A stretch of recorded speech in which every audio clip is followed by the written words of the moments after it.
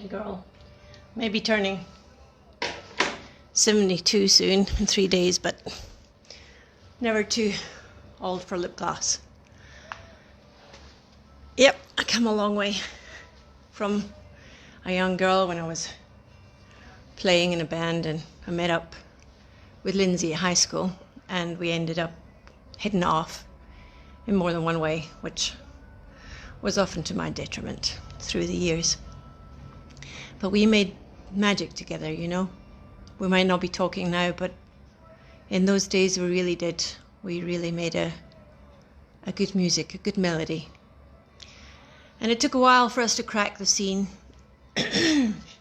And so many things happened. And then Mick Fleetwood spotted us. He actually spotted Lindsay, really. Women weren't really the highlight at the time. Plus they had a lead singer. And Lindsay, God bless his soul, said we came as a team. And for that, I'm really thankful for him, because if it hadn't been for him, there would be no this. I would never had a solo career, because Mick Fleetwood they were already doing their stuff. And although they were English, the synergies and the mix of energies seemed to make more magic. And yeah, looking back on my life, I may have made some mistakes. And is that really what I look like? Gosh, I can be glad I never smoked. I did everything else. And I know you guys in South Africa are struggling to find cigarettes, but I did every other drug you could, and booze, but somehow managed to dodge the cigarettes, which I think helped the skin a little. Well, and in and out of Betty Ford, I became quite good friends with her, but at the end of the day, I'm clean, and I can really relate to life better without this numb haze trying to ruin my creativity. You know, for a lot of people, they just think I sit and crochet, but I've actually written some songs. Rihanna was one of those songs that I wrote after my breakup. And it was just so heart-wrenching that for a longest time, I didn't dare sing it live, because I didn't think I was going to get to that emotion, or the emotion would overcome me again. And I didn't want that to happen live. But now in some recent collaborations with Lady Antebellum, what a party that was. Such an honor to be held in such esteem by these youngsters who are making similar music and doing similar things that we were doing in our prime. And there was a lot of mistakes I made, but I don't regret them, even all the men. Although there was one I do regret, and that was marrying my best friend's husband.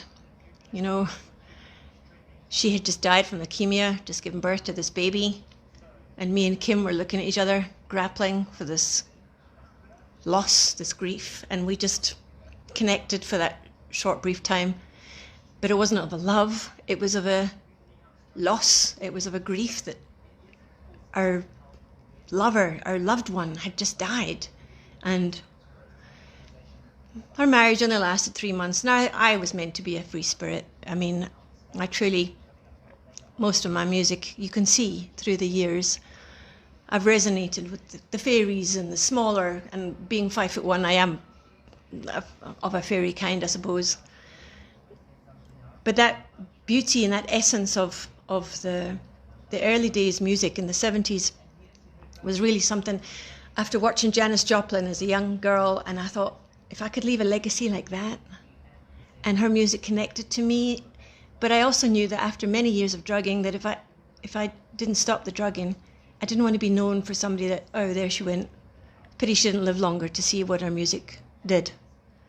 And having been a collaborator on the Rivers album, which has sold over 40 million copies and still is still quite popular to this day, I can be proud to say that I've written some stuff I'm proud of. And I look back on my life and there's no regrets. No, there's no regrets. Especially over the big things. I mean, the small hurts, yeah, that's going to happen. But the big life things, did I want children? No. I knew that in those days a mother would have had to sacrifice her career. And it sounds really selfish now, but on hindsight, I think I was too young and too immature to have handled motherhood myself. And besides, I prefer being known as the crazy auntie. So, a couple of days from 72, did I ever think I'd get here? There was a time in my youth that I didn't think I would get here. I really didn't think that I would get to this age, especially sober. But I'm very proud of what I've done. I'm very proud of who I've become. I'm very proud of the music legacy that I was lucky to be part of. And I'm really interested in seeing what the youngsters are doing, because it is their time.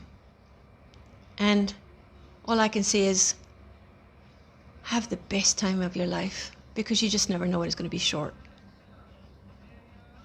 And may God bless you all, no matter what your beliefs. In this lockdown, listen to some weekend music. I do believe that our Rumours album is definitely Sunday music. And today being Saturday, you need to put on some Eagles and wind yourself up for this hippie weekend of music. Peace. Love you all.